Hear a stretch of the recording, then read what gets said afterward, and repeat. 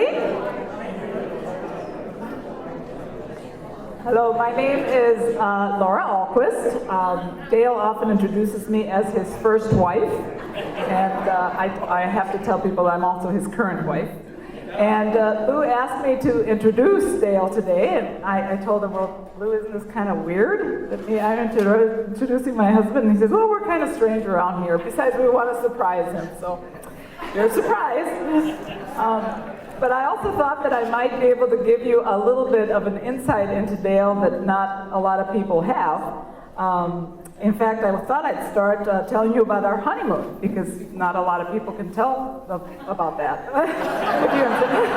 Hopefully not a lot of people can tell you. When we were in our honeymoon in Rome, all I heard Dale saying was, "This is great. I can't believe how good this is." I just had no idea. And of course, he was talking that way because he was reading his very first Chesterton book, The Everlasting Man.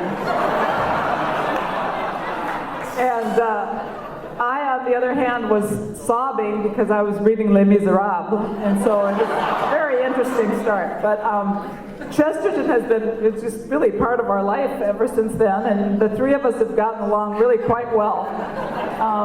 And I have to tell you that not a day goes by that we don't talk about Chesterton, that we don't seek his wisdom, that we don't ask ourselves, well, what would Chesterton say about this, and what would he do in this situation, etc. like that.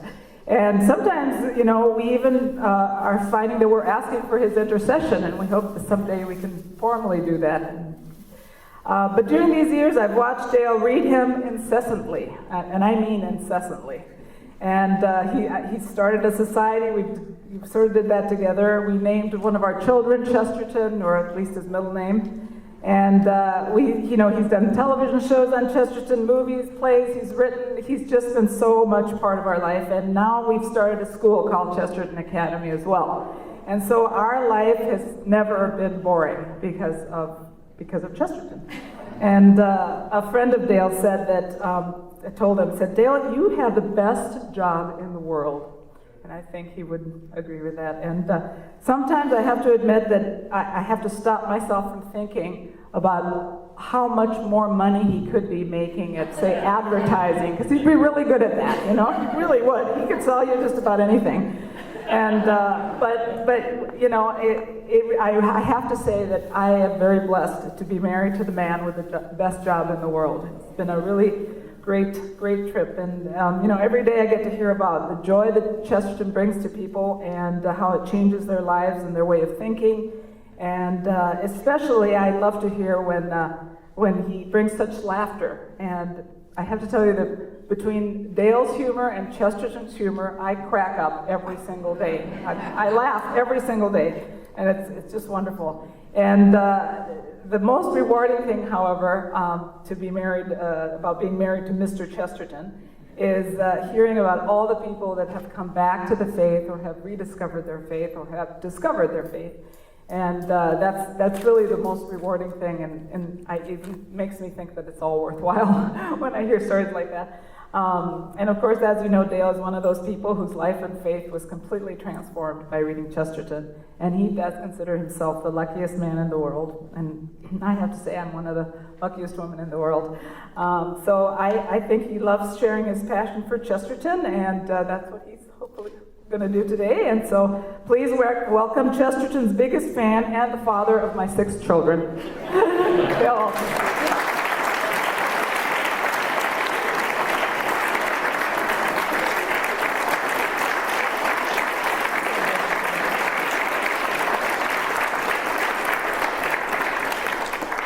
I'm not bringing you on any more trips with me, that's for sure.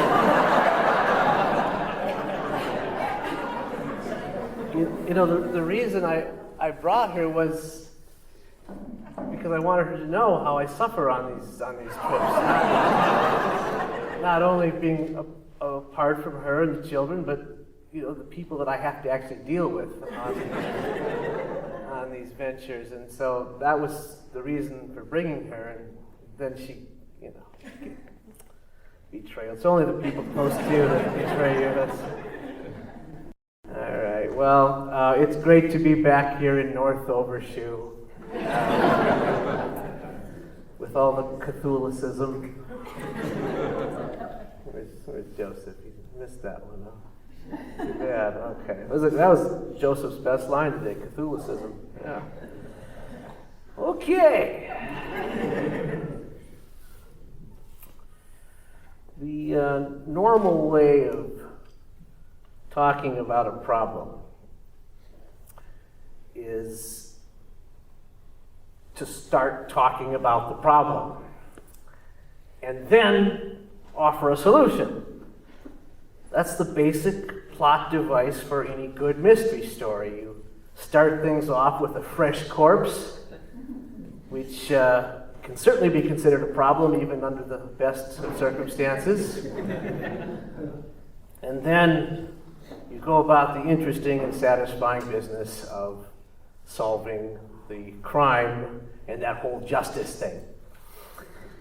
But that's not the approach that I'm going to be taking here today. We're going to start with the solution and then explain the problem, even though we will already know what the solution is.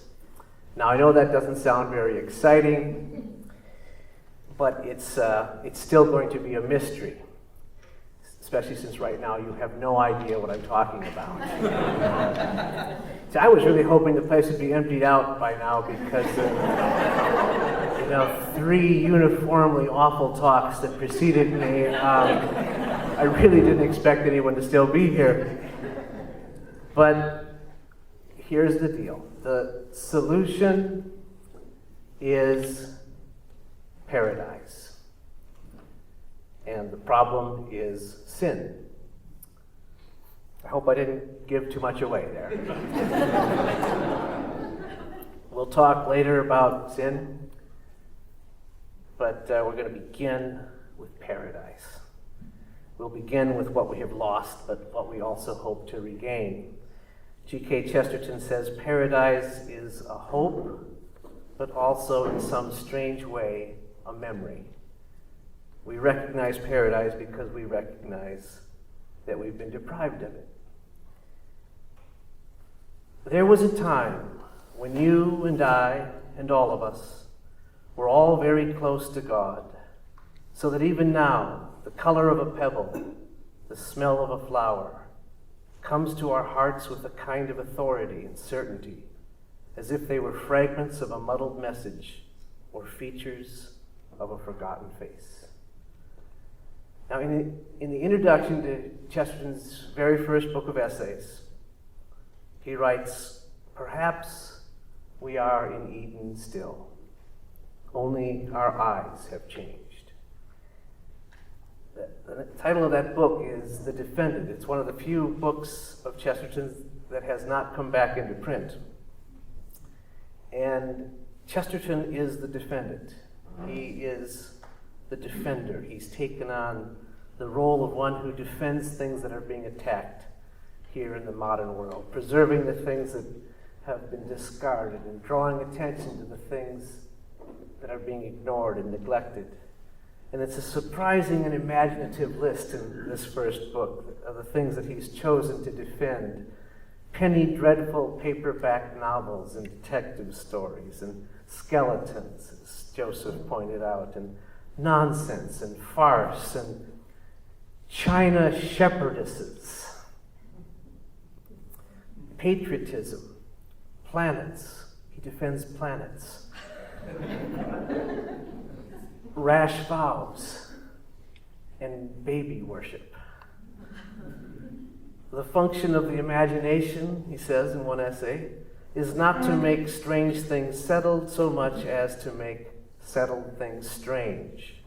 Not so much to make wonders facts as to make facts wonders.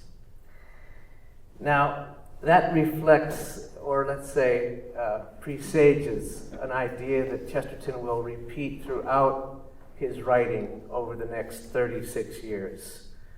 He returns to the theme in his book on Charles Dickens, where he says, "It's perhaps the strongest mark of the divinity of man that he talks of this world as a strange world, even though he's seen no other."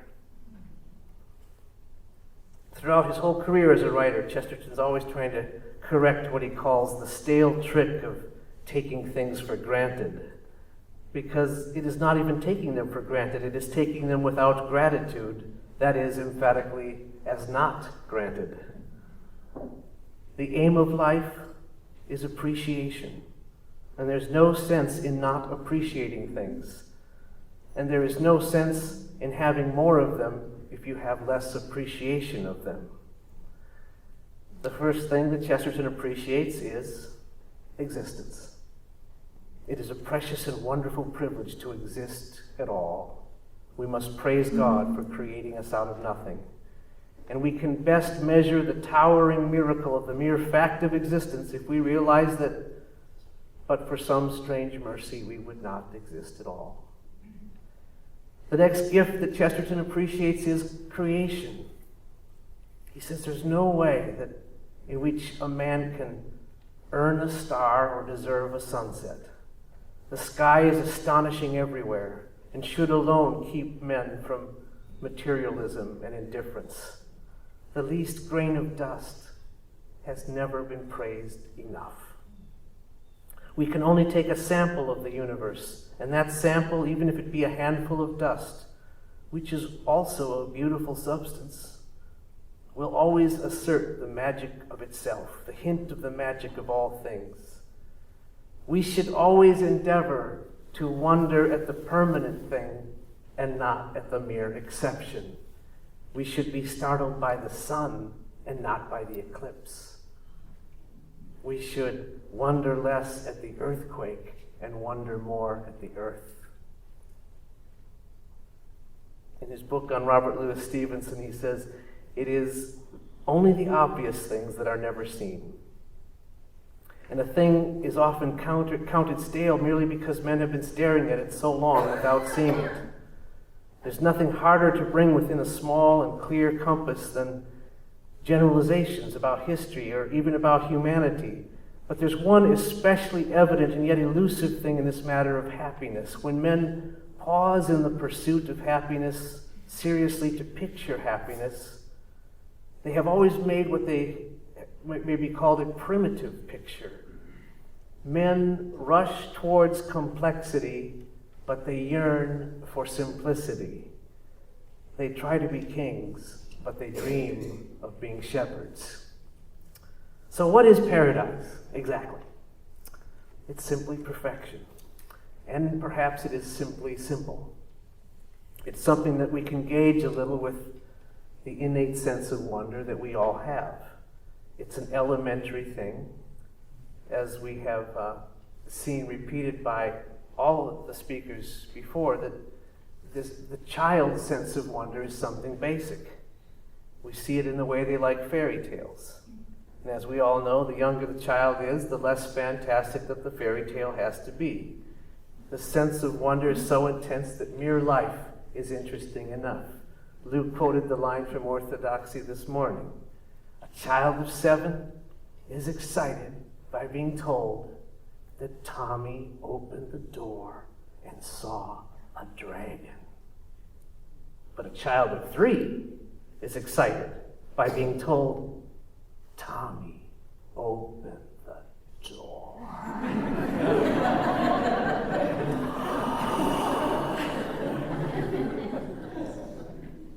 The point is, we were made to be astonished. That's what we were made for. And back to the defendant again, Chesterton says, astonishment at the universe is not mysticism, but a transcendental common sense.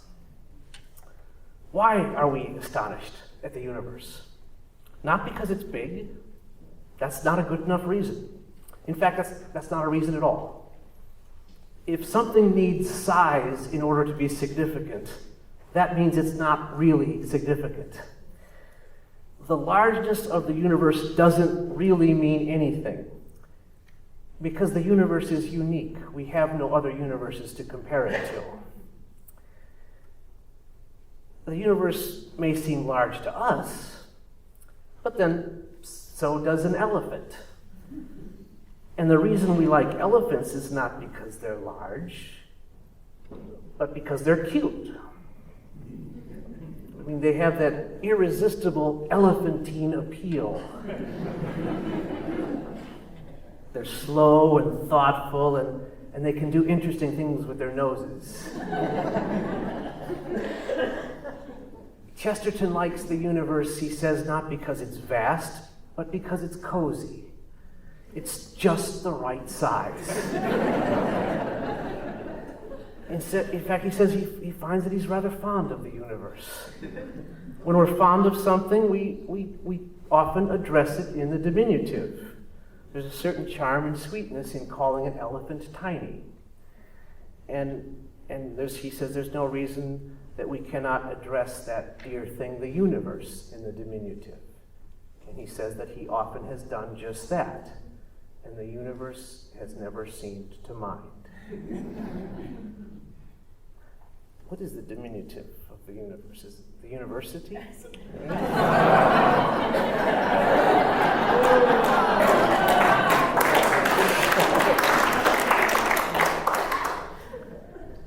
He says, science boasts of the distance of the stars and of the terrific remoteness of the things of which it has to speak. But poetry and religion always insist upon the proximity, the almost menacing closeness of the things with which they are concerned. We may scale the heavens and find new stars innumerable, but there is still the new star we have not found, the one on which we were born. And so, the earth also, like the universe, can be appreciated for its smallness. And Chesterton says the way to love anything is to realize that it might be lost. That's how we should love this little thing, the earth. There's a term to describe loving what is small, or reverencing what is weak, or caring about the things that cling in corners. And the term is chivalry. And I know it sounds like merely a romantic idea, but Chesterton says there was never a scheme nearer to the deepest reality of life than that of the old romance of chivalry. Chesterton always talks about what is romantic, and he points out that the word Rome is inside romantic. And the tales of chivalry, he says, touch the deepest roots of religion. A man is sent forth by an authority that is good, like King Arthur or a fairy godmother, into a world that is wonderful, but contains dangers and temptations, like dragons and wizards. And he's sent upon a quest or a trial, and he's sent to defend something that is defenseless. And then he's judged by that same authority that sent him forth. That's the story at the heart of all healthy life in literature. And it is quite true that people who are healthy can sometimes act on it without arguing it out. But if they do argue it out, they will find that it implies certain dogmas, that there's a design, and it's a benevolent design, and that it allows free will. It makes good a matter of choice. And those who thought that they could hold that healthy romance forever merely by being healthy and without holding any of the dogmas that justify it, are more and more finding out their mistake. And hence they are asked to state what they really do believe about life, and then they become desperately vague. And they have now reached the point where it is not only more and more difficult to state a creed, it is becoming more and more difficult simply to tell a story. Now, while we're on this subject of chivalry and appreciating things in their smallness and rescuing wonderful things from terrible things, I think that Chesterton would not miss the opportunity to say what I am about to say, because it fits so well right here, even though you may not think it fits into this talk at all. But without going into detail, I'd like to point out that the real solution to our economic problems and to whatever environmental crisis may exist lies in Chesterton's ideas about distributism, which coincide, coincidentally, with the social teaching of the Catholic Church. If that small thing, the traditional family, were recognized as the basic unit of society, something that must be kept together so that a society can be kept together, if more laborers became owners so that we had more small, locally owned businesses, we could reduce or eliminate our dependence on largeness, on big government and big business, on a global economy with its huge demands on our resources, on huge transportation networks that move everything around so that everything ends up looking the same. Chesterton said that Rousseau's line that man is born free but is everywhere in chains is actually a reference to chain stores.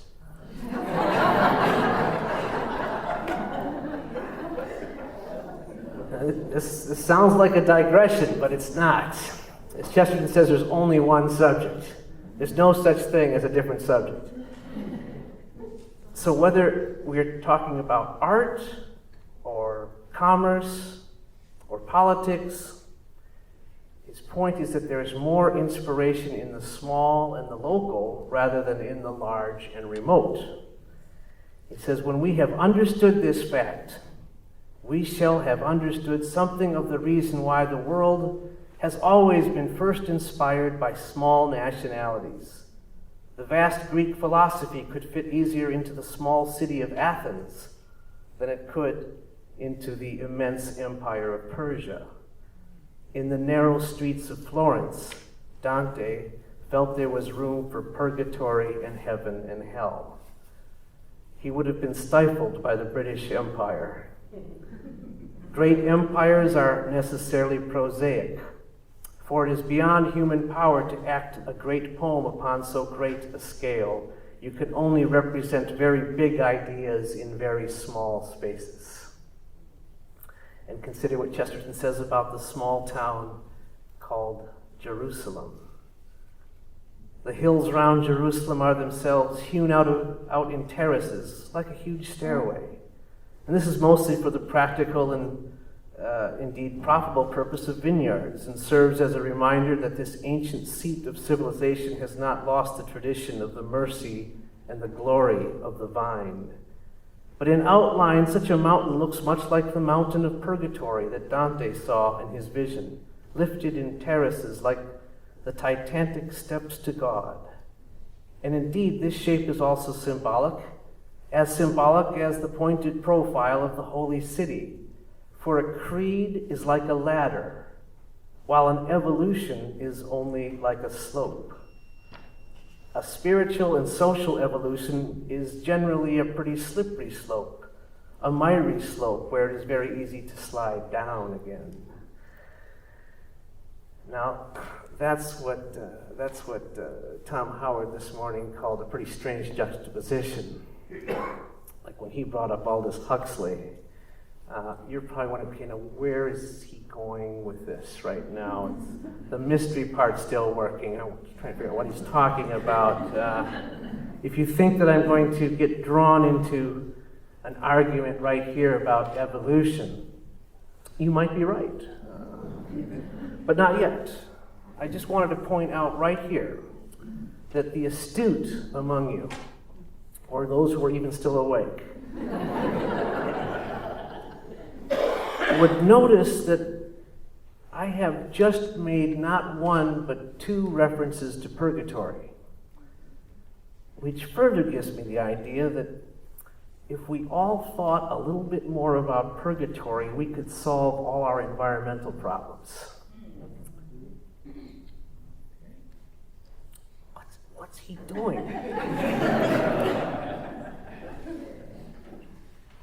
If we thought about preparing to meet God face to face, we would take better care of the earth. Not for the earth's sake, but for our neighbor's sake. Because taking care of the earth is a way of taking care of our neighbor. We show our love for our neighbor by not polluting his stream.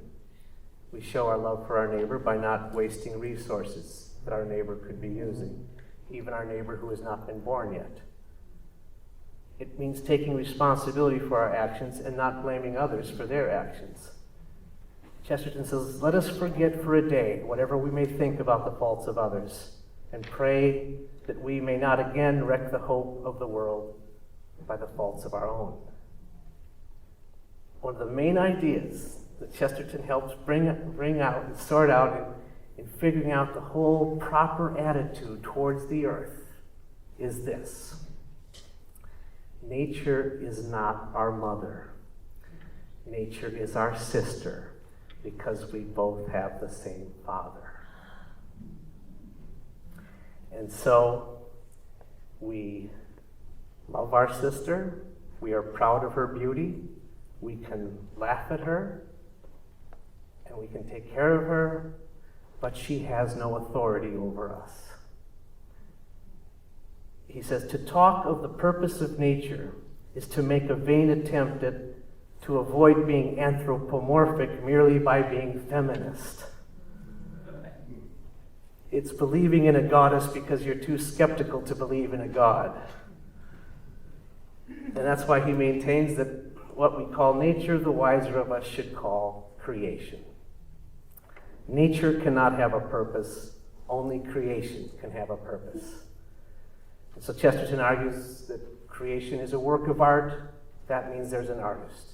Creation is a story. That means there's a storyteller. If the earth is just an accident, if nature is nothing but a drift, and a Darwinian drift at that, then we face one of two conclusions, neither of which is very savory, but both of which we have already seen evidence of in the modern world. Human morality in a godless, mechanical universe leads to one of two extremes, either to a mindless humanitarianism or a heartless anti-humanitarianism. Either the natural world must absolutely dominate us, or we must absolutely dominate the natural world. Those are the two conclusions. And Chesterton says that in the one case, we would reach the point where more and more we must keep our hands off everything. Not ride horses, not pick flowers, not disturb the sleep of birds, even by coughing. The ultimate apotheosis would appear to be that of a man sitting quite still, not daring to stir for fear of disturbing a fly, nor to eat for fear of incommoding a microbe. Also, he says, under this scenario, there's no debating about things because we could not disturb a man's mind by argument. On the other hand, he says, we might unconsciously evolve along the opposite development, the one described by Nietzsche, where everything is used up for our pleasure, with Superman crushing Superman in one tower of tyrants until the universe is smashed up for fun. So here's Chesterton, over 100 years ago, predicting the two extremes that we see today in the environmental debate. One side going overboard, saying that the earth must not be touched, that any human action is a blemish on the beautiful skin of Mother Nature, and that the natural world would be perfect if there were just no people in it. And then on the other side, the overreaction against it, the other side sneering and snarling and singing, "Put another log on the fire." That we can have whatever we want, as much as we want, whenever we want it, as long as we want it. Nature's a bottomless well, a bottomless oil well. Well, Chesterton's solution to these two extremes smells suspiciously like common sense. Something about providing a little balance, a little proportion, or in his words, a certain amount of restraint and respect and a certain amount of energy and mastery. If our life, he says, is ever really as beautiful as a fairy tale, we shall have to remember that all the beauty of a fairy tale lies in this, that the prince has a wonder which just stops short of being fear. If he is afraid of the giant, well, that's the end of him. But if he's not astonished at the giant, well, that's the end of the fairy tale. The whole point depends upon his being at once humble enough to wonder and haughty enough to defy. So our attitude toward the giant of the world must not merely be increasing delicacy or increasing contempt. It must be one particular proportion of the two, which is exactly right. We must have in us enough reverence for all things outside us to make us tread fearfully on the grass. We must also have enough disdain for all things outside of us to make us, on occasion, spit at the stars. Yet these two things, if we are to be good or happy, must be combined, not in any combination, but in one particular combination. The perfect happiness of men on earth, if it ever comes, will not be a flat and solid thing like the satisfaction of animals. It will be an exact and perilous balance, like that of a desperate romance. Man must have just enough faith in himself to have adventures and just enough doubt in himself to enjoy them. 100 years after Chesterton wrote that, another writer said something that reflected his ideas exactly in addressing the extremes that have taken over the environmental movement. This other writer said, "The believer recognizes the wonderful result of God's creative activity, which we may use responsibly to satisfy our legitimate needs, material or otherwise, while respecting the intrinsic balance of creation. If this vision is lost, we end up either considering nature an untouchable taboo, or on the contrary, abusing it. Neither attitude is consonant with the Christian vision of nature as the fruit of God's creation." That's Pope Benedict XVI in the newest encyclical, Caritas in Veritate. The world does not understand the earth. I worked hard on that line. It's one of the few times I'm quoting myself in this entire thing. Got 42 Chesterton quotations in this talk from 35 different sources. And I'm just sort of dodging in between them right here. The point is that it's not because we neglect science that there's a problem with the earth. It's because we neglect God. The world has forgotten God. And that's the whole problem with the environmental movement. Chesterton says the earth is not even the earth without heaven, as a landscape is not a landscape without the sky. And in a universe without God, there is not enough room for man. In a universe without God, there is not enough room for man. It's a great Chestertonian paradox which points out all the most baffling thing about the environmental movement, which is its hatred of people, especially the people who come in the form of babies. This idea that man is the enemy of the earth, and that we must be prevented from inhabiting the earth. Chesterton says in 1933, "It's a curious feature of this fad of birth prevention that every man professing it ought really to apologize for being alive."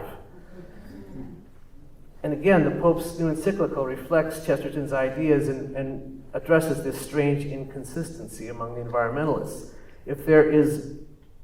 The Pope says, if there's a lack of respect for the right to life and to a natural death, if human conception, gestation, and birth are made artificial, if human embryos are sacrificed to research, the conscience of society ends up losing the concept of human ecology, and along with it, that of environmental ecology.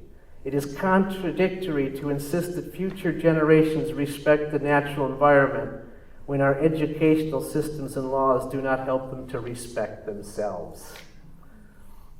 This Pope's a pretty good writer, by the way. He's got, I mean, he could quote Chesterton a little bit more, and it would probably strengthen a lot of his writing. But it's amazing that Chesterton saw this coming, and he said in his book on St. Thomas Aquinas, among consistent cosmic creeds, Catholicism is the only one that is entirely on the side of life. The environmentalists are trying to restore paradise, but the problem is sin. And that causes them to miss the point of what they are doing. The denial of sin leaves them with a very disturbing idea of morality. Chesterton says, a certain sort of humanitarianism or horror of cruelty is almost the only form of morality left among some of the modern moralists. There's scarcely anything else that they will consent to call a sin, unless it is a sin against a hunted wolf or a crushed cockroach. 1933. But Chesterton avoids the other extreme as well.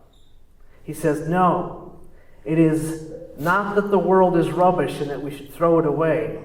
It is exactly when the whole world of stars is a jewel, like the jewels we have lost, that we remember the price. And we look up in this dim thicket and we see the price, which was the death of God. Sin is the problem that destroys the earth. All creation groans under the fall. Chesterton has this amazing insight when he says that the earth and the stars and the whole universe is a precious jewel that has been bought with a price, and that price is the death of God. The only way to return to the garden, says Chesterton, the only way to return to the Garden of Eden is the way of the cross. He points out that on the one hand, Christ is blamed as a hard prophet for dragging down the haughty, but he's also blamed as a weak sentimentalist for loving the things that cling in corners, children or beggars. But he gives us the sensation that he was turning all our standards upside down, and yet also the sensation that he had undeniably put them the right way up. I think it's a mark of G.K. Chesterton's holiness that he reflects this Christ-like quality that he's describing right here, because Chesterton is always turning things upside down so that we can see them the right way up. And if you study Chesterton for a long time, you reach the point where you realize that you're not studying Chesterton anymore. You're studying everything in the whole world and beyond the world, and Chesterton has let you inside himself, and he fits like a large, comfortable house. And you have this breathtaking view of everything through the windows which are his eyes. You see things clearly because you see things in their wholeness, and you see them in their proper perspective because you see them upside down. It's the same point that Joseph just made. By turning everything upside down, he turns it right side up. For instance, it's upside down to think that God himself has a sense of wonder. But Chesterton points this out when he describes when God has his little confab with Job, and God starts describing the creatures that he has made, Behemoth and Leviathan, and seems astonished at his own creation. God called his creation good. The proper use of imagination is to picture what is good. And when we use our imagination for sinful purposes, that's abusing one of God's greatest gifts, our imagination. The sins of the imagination are lust and envy and greed and anger and pride, Those are the sins before the sins. Those are the sins of the mind that make the sinful act sinful. It's the misuse of imagination. When God created the heavens and the earth, he acted out his good imagination. And he created it to be good. And the pinnacle of his creation was a creature made in his own image who could also create, who augmented creation by being able to see that creation was good and understand the goodness of creation.